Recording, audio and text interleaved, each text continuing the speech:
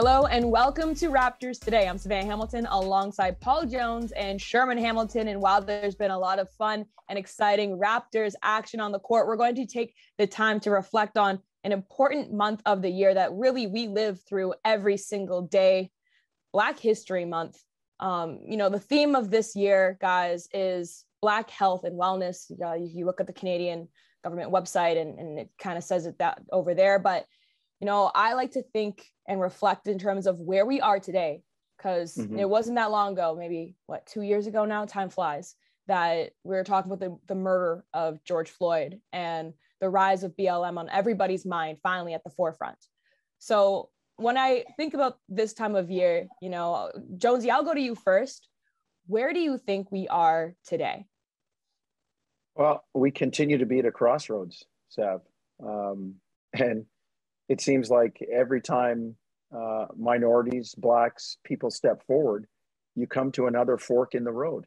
And it almost doesn't matter which route you take, unless the people that want to or have greater power than we do to enact change decide to act. We're going to keep coming to these crossroads. And Sherman and I say it all the time. The momentum gains strength, and then it slowly wanes out and it goes back to normal. And what you hope is when it gets up to a certain level and it starts to wane, it doesn't go back down to where it was before it picks up again. And I just feel that. And not only am I wanting momentum to gather towards change, there's also a part of me that looks for reparation. There's so much that's happened. Has the George Floyd crime bill passed yet? We're still waiting to hear about that. They kneel down on a man's neck for 10 minutes, and you can't get a crime bill passed. They're still, maybe his civil rights were violated. Well, what do you think? Come on. And to me, we're at a crossroads where we need to continue to push the ball down the court, down the field. To use a hockey analogy, for a group that needs to get its act in gear, we need to move the puck up the ice. It's okay to build a checklist and talk about what is going to be done and pay lip service to that corporate method of changing the world. But what are you actually doing? I always think of the phrase, like when I taught kids and I ran a school, head, heart, hands.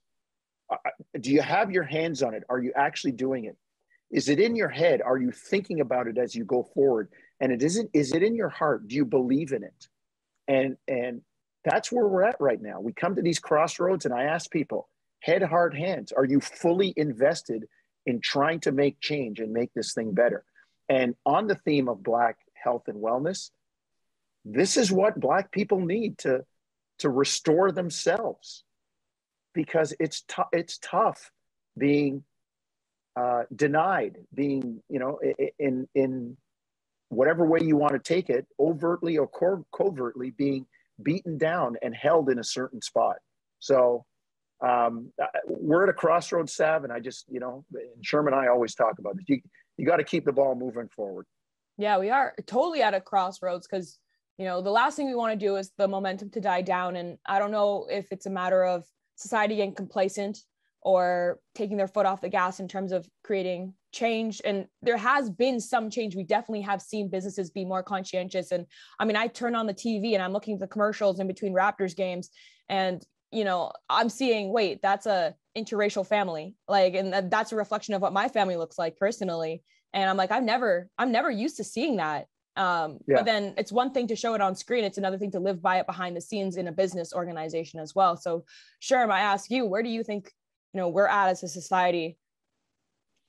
Well, it's interesting, because when I look back, as we both talked about, about just under 2 years ago, when you're thinking about all of the uproar, all of the emotion behind what transpired, there was a lot of, energy put into that. And there's a lot of people with their hands in the air and out on the streets and all of that.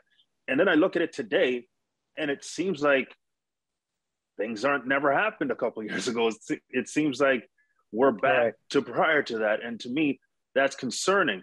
I will not deny the fact that, yes, there has been some movement. There's no doubt about it. But I don't know if any of you have ever been stuck on a roller coaster when it starts to go up the hill and it's not at the top and it just stops somewhere before it gets to the middle and you're just sitting there in suspense.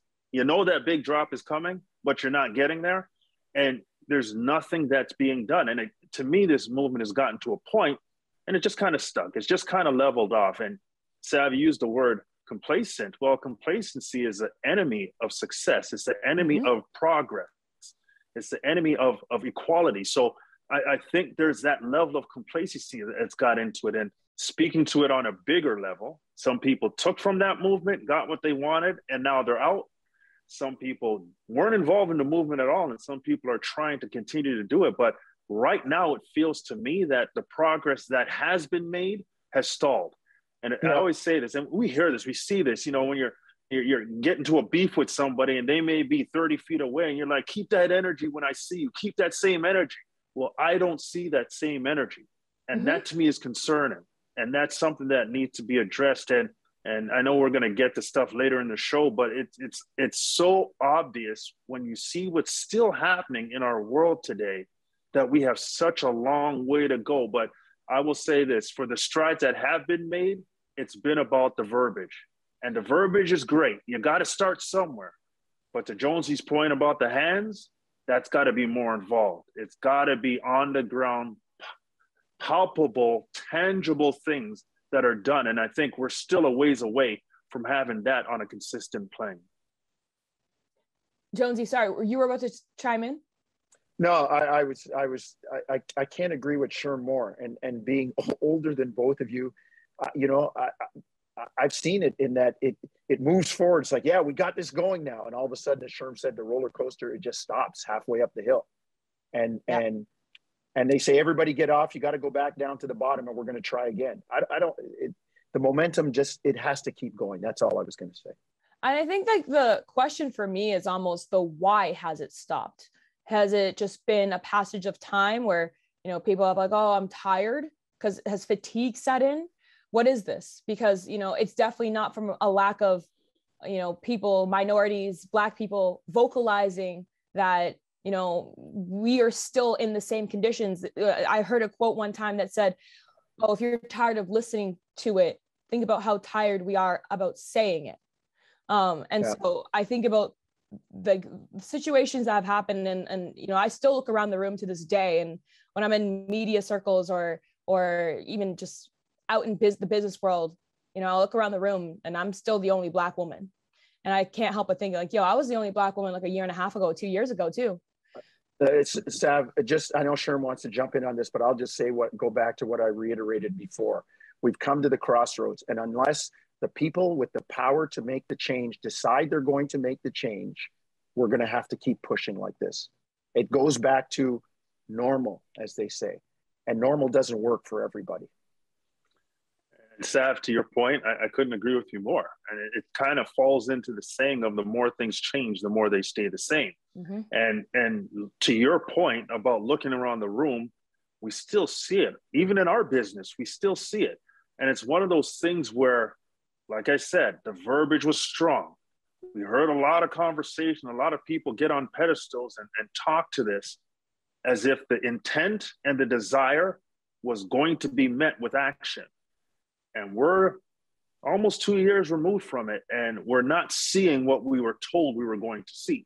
The only way I believe personally that can change is accountability.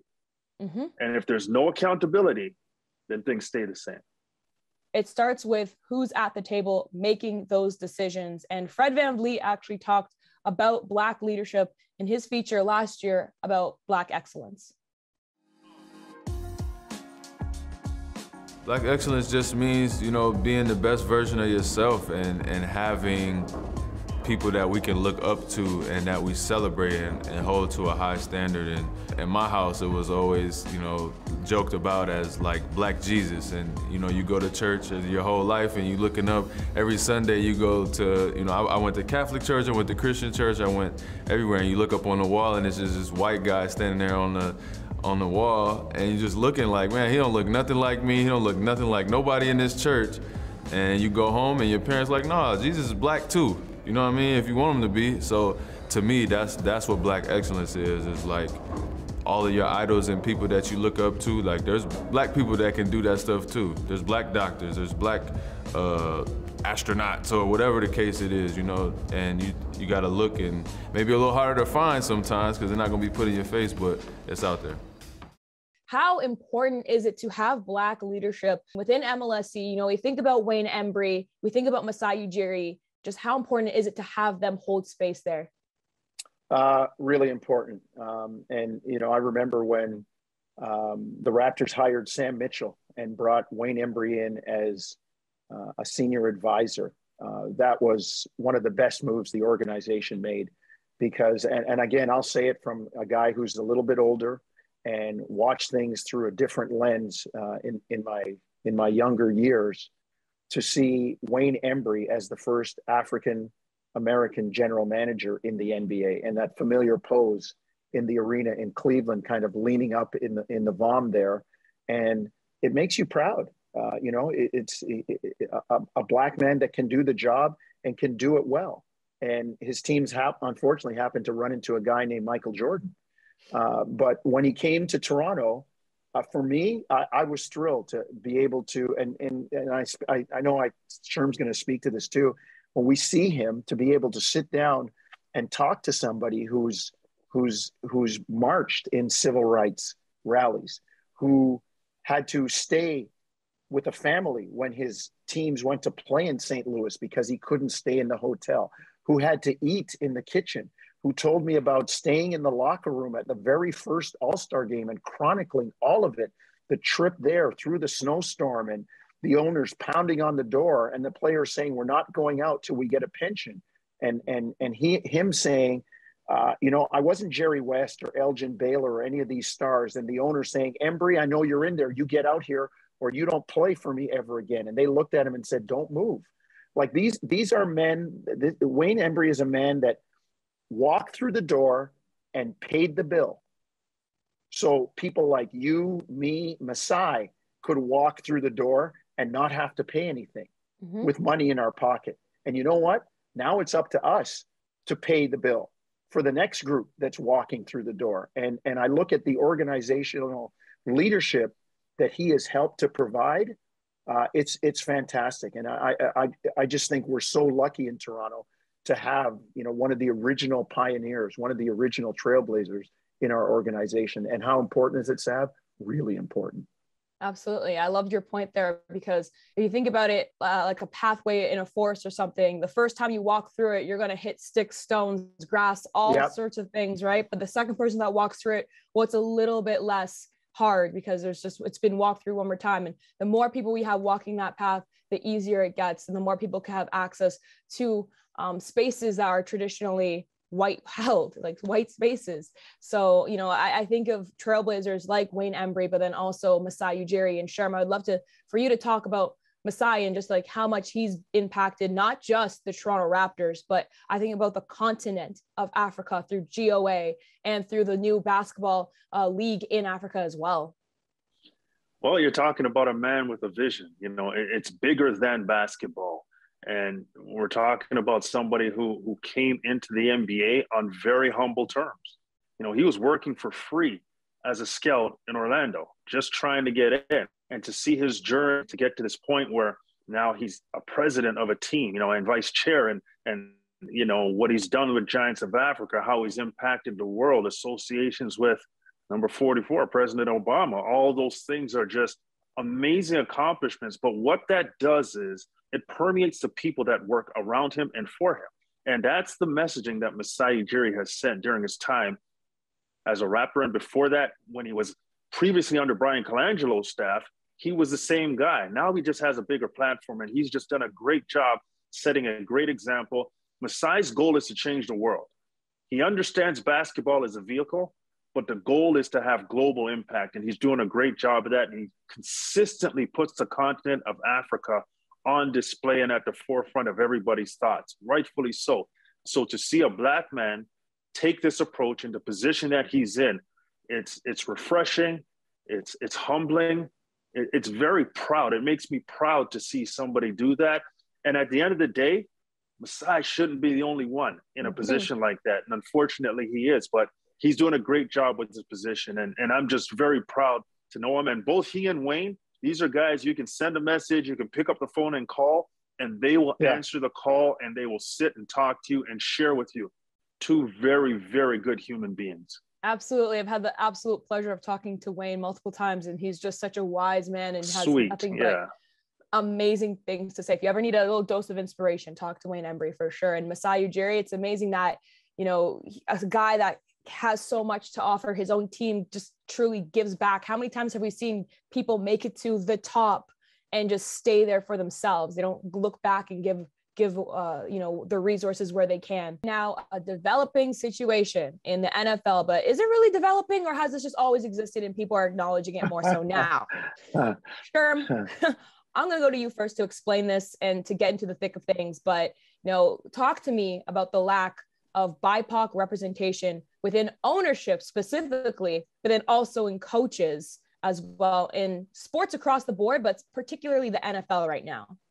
Well, Sav, it's just not a good situation when you think about what's happening in the NFL, you know, a league that has 32 teams having only one black head coach. And you know, there were a lot of openings that happened over the last, say, 2-3 weeks that were filled, and none of them were filled by black or minority coaches. And it's something that needs to be addressed. And Brian Flores, at this situation, is taking the league to court. Basically, he's filing a lawsuit, a class action lawsuit against unfair hiring practices that are not giving black and minority coaches a fair chance at getting a head coaching position in the league. And it's something that he struggled with, you know, and there was a text that went out and that really proved that he was going into an interview when a decision had already been made about who the coach was going to be. So it was basically done just for optics, just to go through the process. And you mentioned, you know, some of the things that the league has not done. Well, they created this Rooney Rule so that they could, you know, implement a system that gives minority coaches the proper opportunities, but it's just to be seen now as routine based on what's happened to Brian Flores. So it's very offensive. It's disturbing. It's unfortunate that Brian Flores, who's been a coach in this league, who's had success in this league, you know, he's in a situation where now, bringing this to the forefront at 40 years old, he is now jeopardizing his coaching career because he knows what the pay could be for this. You know, understanding win or lose this situation, his coaching ability moving forward is drastically changed. And in a league where you're not having owners that look like him making decisions, he compromises himself even more. But I have a lot of respect for what he's doing. I support it. I feel like it has to be done. And I always tip my hat. A guy like him, like Colin Kaepernick, who risked everything in the moment to try and make change and better for everybody. And it's important that you look at the league in the NBA and you realize how different it is. I mean, there's 14 black head coaches in the league. And if you go to minority coaches, the number jumps to 16 of 30 teams. So there's a lot of movement made in the NBA, talking the talk and walking the walk in the NBA, as opposed to what's happening in the NFL. It's just another reminder of things change, but things stay the same. And covertly, things are still happening that we still have to fight against. Absolutely. And, you know, Colin Kaepernick's quote, I believe it's stand for something or fall for everything. And, you know, I think about the situation in the NFL, and it's not fair that he has to be the one to hang his head on a chance of never coaching in the league again. But for the optics of change, maybe he's going to be that change maker going on in the future, so that it's not going to be one of 32 teams that have a black coach as their head coach in the NFL. That's ridiculous. But you mentioned the NBA and how it's a lot better of a situation. They are actually walking the walk instead of just talking. And Jonesy, I would love to hear your thoughts on that as well. Well, you know, and Sherm made a number of really salient points. And, you know, the NFL firing back with things like diversity is important and at the core of everything we do. They've lost me right there, because if that was the case, they would have supported Colin Kaepernick. He took a knee to protest police brutality. And over 3 or 4 years, that cost him his opportunity to play quarterback and to play in the league and to earn a living. Yet we see it manifested with all that happened with George Floyd, paying corporate lip service to it with their quotes on diversity. And, you know, as Sherman even talked about the Rooney Rule. Well, the Giants were following the Rooney Rule, even though they'd made a decision. We've got our coach, but you know what? We've got to check the boxes. Let's interview Brian Flores. And there he is going into an interview as a lame duck. And you know what really resonated and stuck with me was listening to Brian Flores talk about how hard he worked for the job, what he's done to basically check every box in the criteria that were listed to become an NFL head coach. And even winning wasn't enough. So all of it bothered me to hear his voice tremble as he talked about, because as Sherman said, he knows what he's doing. We talked about people like in the last part of our show, Wayne Embry walking through the door and paying for other people to come in. Brian Flores is walking through the door and paying right now, and he may pay a heavy price for a lot of people to come in. And if the NFL doesn't make a change to the system, we're going to have issues. 70% of the players are Black, but Sav, they don't have the same voice. In the NBA, almost 78% of the players are Black, and they do have a voice. When Damian Lillard says, I'd like an African-American head coach, he got Chauncey Billups. And people, you know, a Dwayne Casey does get a second chance. And Alvin Gentry does get a second chance. It's nice to see Billups and Steven Silas and some of these guys get a fresh chance, because the NBA's they're walking the walk more so than any other league right now. So I'm grateful to be part of the NBA and a group that is, let's say, more progressive than other sports leagues. But that being said, this is a marathon. This is life's marathon in trying to get equality, diversity, and inclusivity as a normal part of the fabric. And basketball is way ahead in the marathon. But you know what? There's still a whole lot of road to run. And this is only the start of it. And the NFL, the NHL, baseball, all these other sports better get their shoes on and tie them up and start running. I'm grateful that the NBA has, but it's just things aren't being reflected the way they should. And as Sherm said, I tip my hat to Brian Flores, because he could pay a heavy price for himself.